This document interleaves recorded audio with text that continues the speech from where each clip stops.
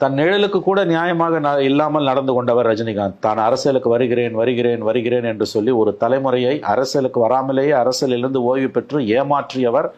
இன்னும் சொல்ல போனால் நம்ப வைத்து முதுகில் குத்தியவர் ரஜினிகாந்த். இது ஒன்றும் அவச்சொல்லாக யாரும் கருத வேண்டாம், இதுதான் உண்மை. இப்படி ஒரு நடிகர், இப்படி ஒரு ஆளுமை, இப்படி ஒரு மனிதர் இந்திய வரலாறுல இருந்ததே கிடையாது. இவ்வளவு ஒரு தலைமுறையை ஏமாற்றியவர் ரஜினிகாந்த். குறைந்தபட்ச நியாய தர்மம் கூட இல்லாமல் அவர் நடந்து கொண்டார் என்பதுதான் கடந்த கால வரலாறு. எனவே அவர் அனௌன்ஸ் பண்ணிட்டு போயிட்டார், 4 வருஷம் ஆகப்போகுது, அரசியலுக்கு இனிமேல் வரமாட்டேன்ட்டு. சிஸ்டமை பற்றின அவருடைய புரிதல் எல்லாம் எவ்வளவு அற்பத்தனமானதுன்னு நமக்கு தெரியும். எவ்வளவு தூரம் அற்பத்தனமானது, சராசரி மனித உரிமைகளுக்கு எதிரானதுன்றதெல்லாம் நமக்கு நல்லா தெரியும். காமன் மேனோட இன்ட்ரெஸ்ட்டுக்கும் சராசரி மனிதனின் நல்வாழ்வுக்கும் ரஜினியோட அரசியலுக்கும் எந்த சம்பந்தமும் கிடையாது.